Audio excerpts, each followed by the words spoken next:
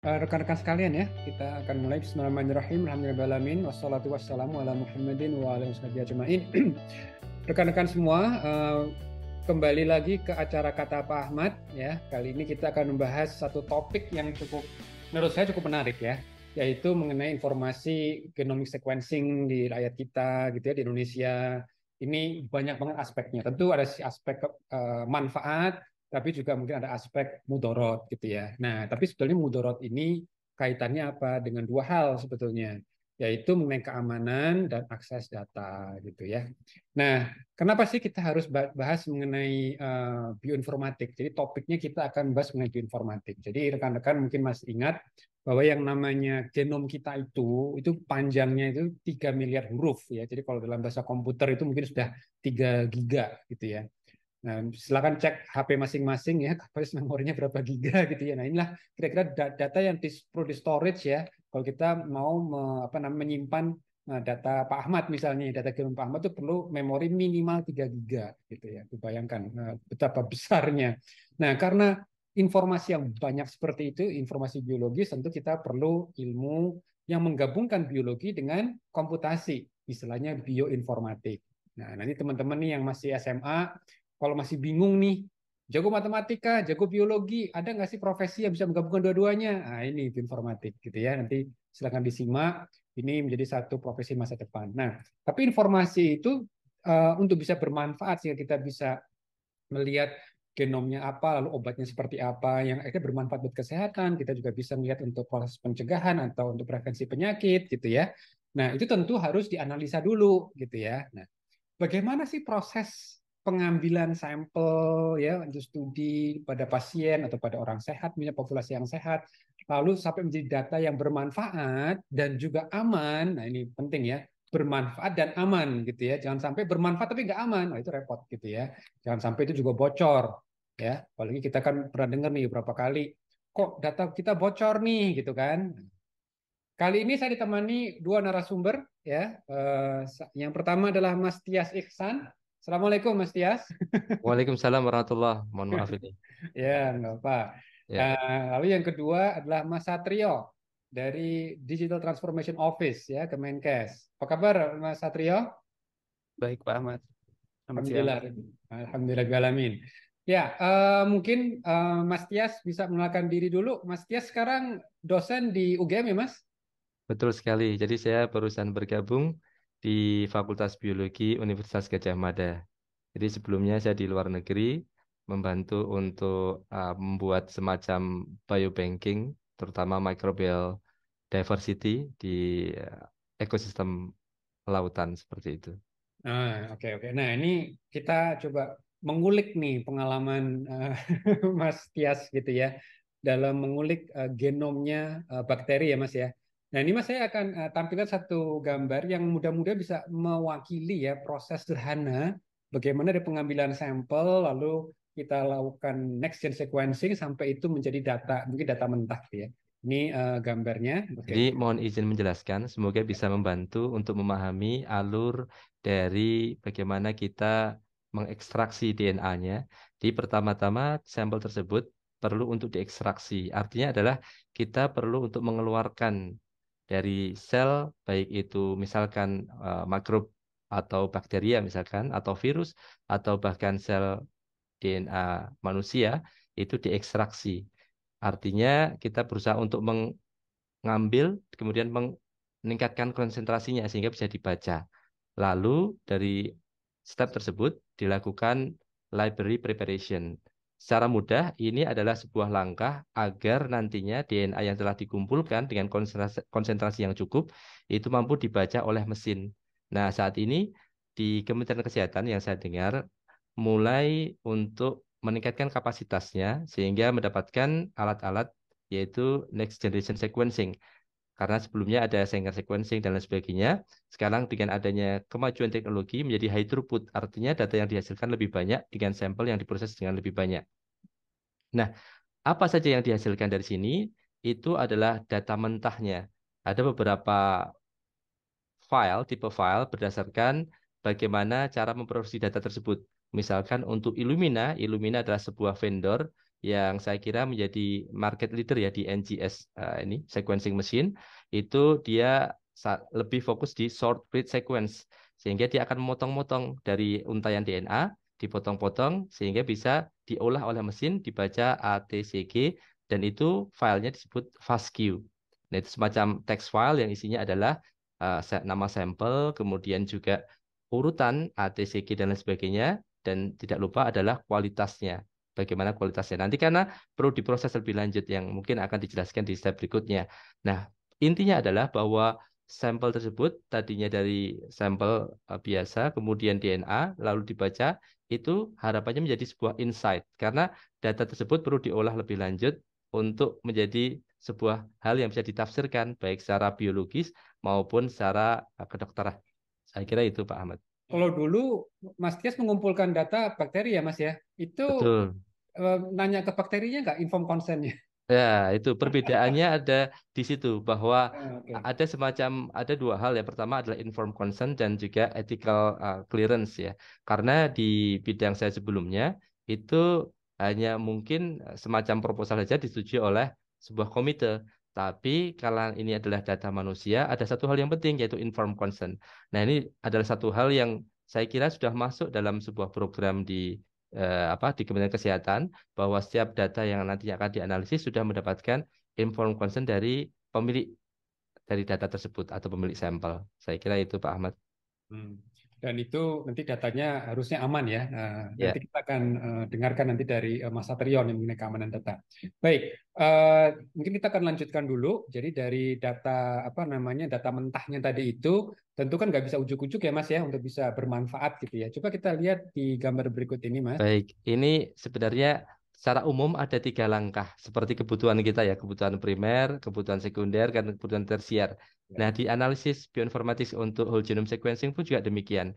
Primary itu artinya adalah bagaimana si mesin itu menerjemahkan dari signal. Jadi kalau di Illumina dia kan light signal ya, pakai fluorescence. Sedangkan kalau di ONT itu ada semacam pattern dari tembakan ion itu pada misalkan nukleotida J atau ke T itu berbeda, sehingga oh ini adalah A, ini T, ya itu dibaca. Namanya proses base calling, memanggil bahasanya apakah ini A, apakah itu T, apakah itu C atau G. Nah, kemudian kalau untuk coveragenya itu biasanya yang digunakan standarnya di internasional semacam Human Genome Project itu sekitar 30 sampai 33 kali coveragenya. Artinya depth-nya, berapa kopinya. Kalau tadi satu sampel ada 3 billion nucleotide, artinya 3 giga kali 33. Jadi total dari output dari mesin itu sendiri sangat besar. Bayangkan, jadi kenapa bioinformatics dibutuhkan? Itu karena data yang sangat besar, yaitu 100 gigabyte untuk raw datanya. Nah, raw data ini nantinya perlu diolah lagi. Yang pertama adalah cleaning, karena seperti halnya yang kita tahu, setiap proses itu perlu adanya quality check. Nah, quality check itu dengan cara memotong atau istilahnya trimming bagian-bagian yang memiliki kualitas yang rendah. Sehingga ketika nanti diolah, diassemble atau di-align seperti itu memiliki kualitas yang bagus. Tidak ada lagi semacam kualitas rendah yang nantinya akan mempengaruhi dari assembly atau pengurutan tadi. Nah, ini fungsi dari secondary analysis. Bagaimana dari tadi urutan raw files menjadi varian. Seterusnya, kalau data itu sudah bersih, kemudian di-align, diurutkan semacam puzzle. Tentu saja kalau puzzle kan ada referensinya. Ini pun Hmm. juga demikian. Oleh Hmm. karena itu, kita menggunakan data dari Human Genome Project itu adalah referensi internasional yang digunakan sebagai referensi bersama. Nah, sayangnya seperti mungkin dijelaskan di pembicaraan sebelumnya dengan Bu Ines, Dr. Ines, itu adalah referensinya adalah populasi Kaukasus ya. Jadi bukan orang Indonesia. Harapannya nanti semoga dengan ada Human Project di Indonesia itu menjadi referensi nasional seperti Jadi itu. selama ini itu menggunakan genomnya orang Barat ya berarti ya. Betul, betul sekali. Sebagai referensinya ya. Jadi kalau Sebagai kita puzzle referensinya. kan ada contoh gambarnya, nanti kita cocokin ke gambar itu gitu Betul ceritanya. sekali. Itu Jadi itu sebenarnya alignment ya. betul. Jadi alignment adalah bagaimana mengurutkan sesuai dengan referensinya. Makanya Oke. ada warna yang seperti lebih apa itu lebih gelap, itu adalah referensinya. Bagaimana ini diurutkan sesuai dengan urutan tersebut. Mengapa tadi dibutuhkan 33 itu agar tidak ada atau meminimalisir gap seperti itu. Jadi kenapa ada kopinya biar potongan-potongan kecil itu nyusun itu tidak ada gap Oh, lagi. Nah, 33 kali ke atas ya, gitu 33 misalnya. kali ke atas gitu. Itu Oh, namanya oke. depth ya, depth-nya itu Oke, oke. kedalamannya. Meskipun harus diakui bahkan dengan teknologi dengan canggih pun dari tahun 90 sampai tahun 2003 itu sebenarnya yang namanya Complete Human Genome Project itu sebenarnya baru 95%. Karena Hmm, ada di bagian telomer yang ada namanya repeated region itu yang susah untuk dibaca. Nah, baru tahun ini dengan menerapkan ada kombinasi short read dan long read, jadi digabungkan dua approach itu menjadi almost 100% gitu untuk tadi repeated region.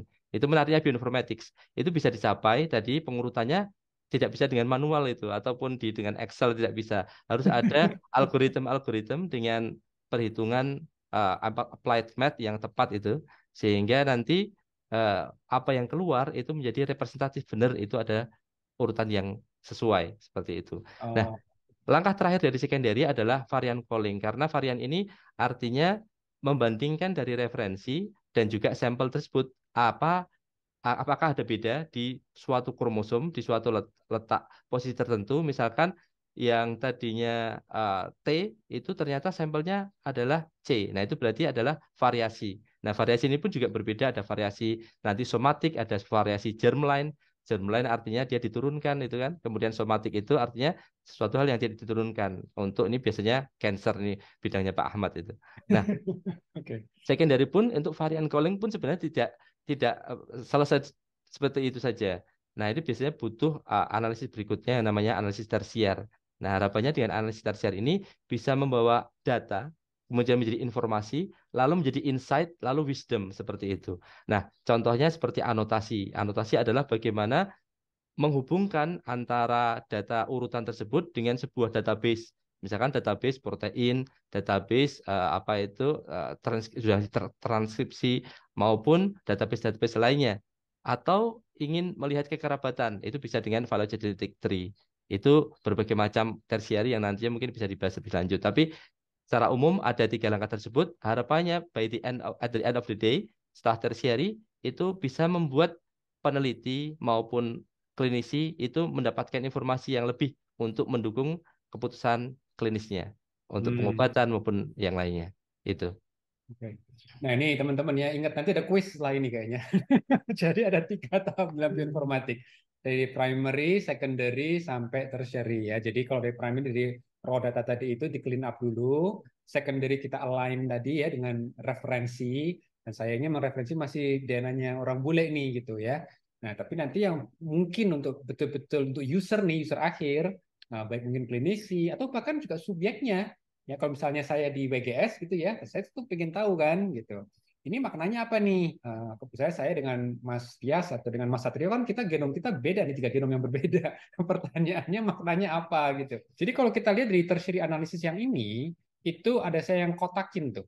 Yang saya kotakin di mana ditulisnya ada yang disebut dengan genetic counseling. Nah, ini satu hal yang perlu teman-teman ketahui ya, teman-teman podcast kata Pak Ahmad, bahwa membaca data variasi genetik itu nggak sembarangan gitu ya. Kita harus tahu ini maknanya apa. Apakah kita bicara risiko penyakit, apakah kita bicara pilihan obat gitu. Makanya nanti ada yang namanya genetic counseling gitu ya. Jadi ini satu profesi yang sebetulnya sudah cukup lama di Indonesia, tapi tanda kutip belum ada di radar nih banyak orang gitu kan.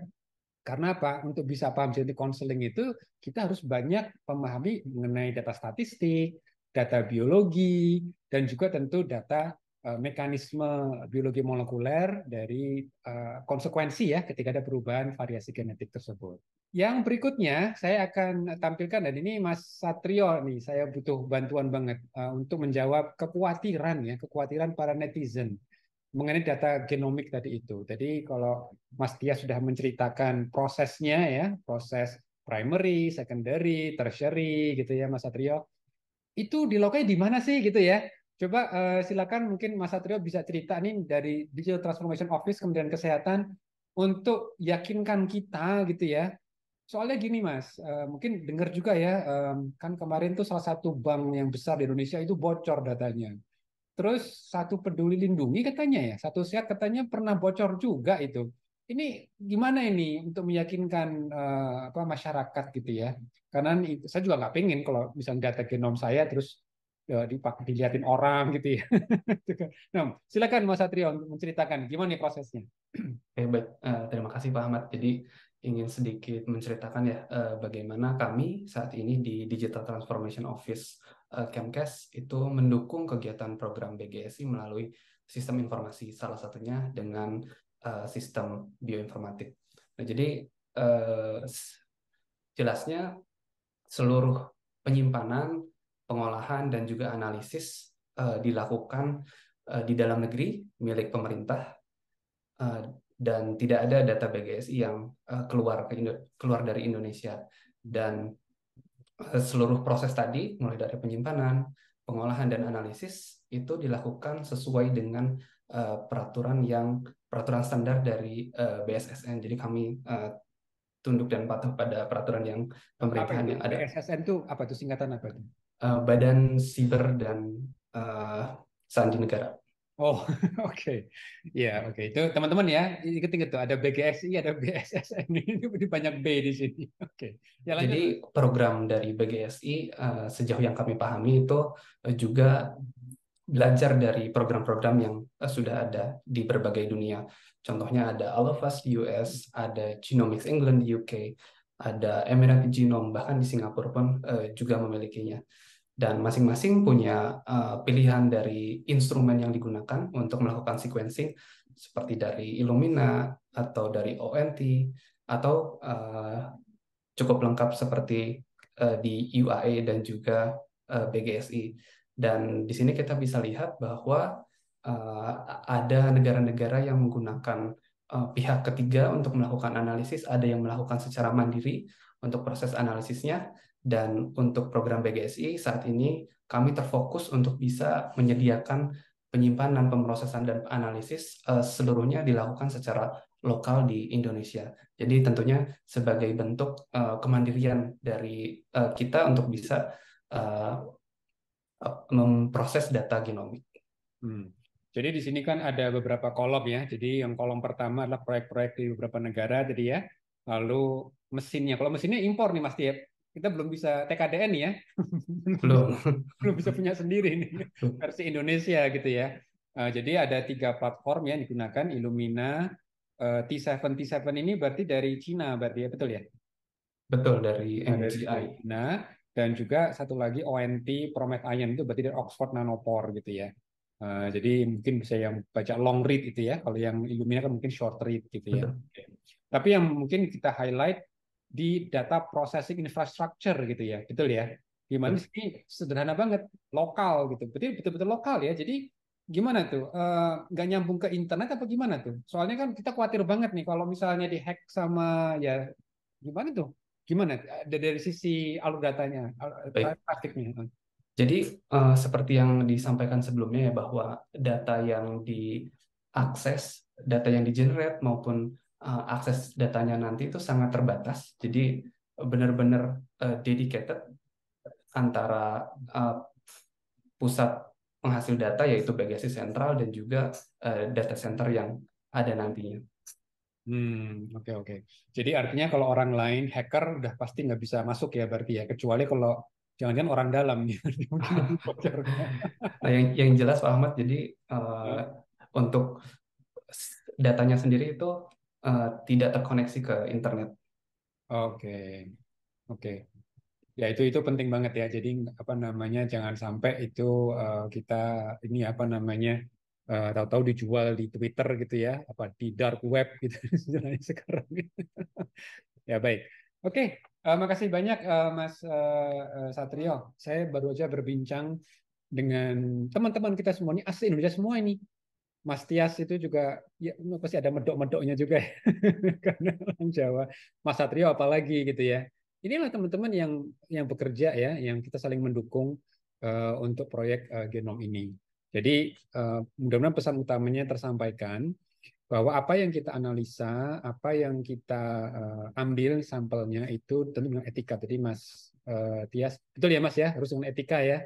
Kecuali kalau bakteri ya Mas. Tapi kalau bakteri Betul. sebetulnya gimana sih Mas? Yang mungkin kalau boleh dapat insight juga nih Mas. Ya, Kan yang dilakukan Mas Tias waktu itu di Kaus ya, di ya, Saudi ya. Ya, di di Saudi. Saudi Arabia, King Abdullah Itu University. bagaimana sih Saudi apa namanya? Mereka khawatir nggak bahwa genom dari bakteri yang kuman mungkin ya, yang di Saudi itu siapa tahu bisa jadi senjata biologis misalnya gitu. Itu gimana pandangan dari ahli-ahli genom di Saudi?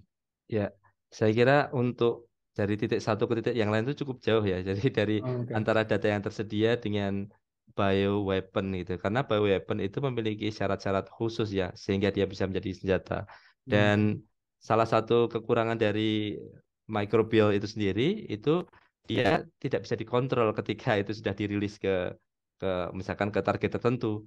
Dan Hmm. untuk menuju ke sana pun itu harus spesifik. Padahal kita tahu bahwa untuk mendesain suatu bioweapon ke target tertentu juga membutuhkan membutuhkan langkah-langkah yang sangat panjang seperti itu. Dan saya rasa dengan adanya apa ya COVID itu sendiri itu bisa menunjukkan bahwasanya sesungguhnya yang ada konspirasi terkait dengan weaponize itu virus itu bisa ditangani sendiri oleh kalangan ilmuwan yang memiliki kemampuan yang bahkan lebih baik daripada orang yang berusaha untuk engineer tadi dengan cara mendesain RNA based apa vaksin dan lain sebagainya. Saya kira itu Pak Ahmad. Ya, ya, makasih. Oke, baik. Mas Tias dan juga nanti buat Mas Satrio, silakan Mas Tias ada mungkin satu paragraf yang bisa disampaikan rekan-rekan podcast kata Pak Ahmad apa nih kira-kira yang bisa Ya, ya silakan sebagai penutup. ya, meskipun sebetulnya sebelumnya saya bekerja di oil and gas juga, tapi data itu is the new oil gitu. Jadi orang Oke. yang sudah bisa memiliki data, mengolahnya dengan baik, dan juga merepresentasikannya dengan baik, itu dapat mendapatkan keuntungan yang berlipat. Nah, sekarang terjadi banyak sekali ledakan data ya, data explosion. Dan bioinformatics ya, data biologis juga mengikuti tren yang sama, data-data tersebut. Bahkan kalau mendengar dari ilmuwan Sairo itu, uploadan YouTube itu hanya 10%-nya dari data biologis yang tergenerate. Jadi Oh, padahal YouTube itu kan banyak sekali videonya. ya, Mungkin ya, ini ya. video juga akan diupload di Iya YouTube ya. benar harus ke YouTube. Tapi makanya data tersebut itu butuh ada yang mengolahnya dan butuh orang-orang yang mau concern dengannya. Saya kira bioinformatics adalah satu field yang menjanjikan di masa depan karena sebelumnya ada chemical era, kemudian ada apa itu quantum itu istilahnya physical era. Kok sekarang adalah biological era. Nah, bioinformatics saya kira menempati posisi yang penting ke depannya. Itu Pak Ahmad. Ya, makasih Mas Tias. Nah, ini Mas Satrio nih. Tadi Mas Tias kan baru aja mengatakan the new oil gitu kan. Siap gak nih DTO untuk mengawal? Berusaha menyimpan, mengolah dan menganalisis seluruh data yang sifatnya sensitif seperti data genom itu secara lokal sesuai dengan peraturan undang-undang yang berlaku untuk menjamin kualitas dan keamanan data yang ada. Dan harapannya seperti yang disampaikan Mas Tias tadi, data-data nanti itu bisa dimanfaatkan untuk secara lokal ya, untuk bisa menjadi mendorong inovasi ataupun pengetahuan kita di Indonesia. Baik, terima kasih atas waktunya nih luar biasa siang-siang ya gitu ya untuk bicara ngobrol bareng sama kata Pak Ahmad. Terima kasih Mas Tias Iksan dan juga terima Ya, kasih sama-sama Pak Ahmad. ya. Mudah-mudahan ini bermanfaat buat rekan-rekan semua. Kita mungkin lanjutkan di kesempatan yang lain. Insya Allah. Baik, terima kasih. Assalamualaikum warahmatullahi wabarakatuh. Waalaikumsalam warahmatullahi wabarakatuh.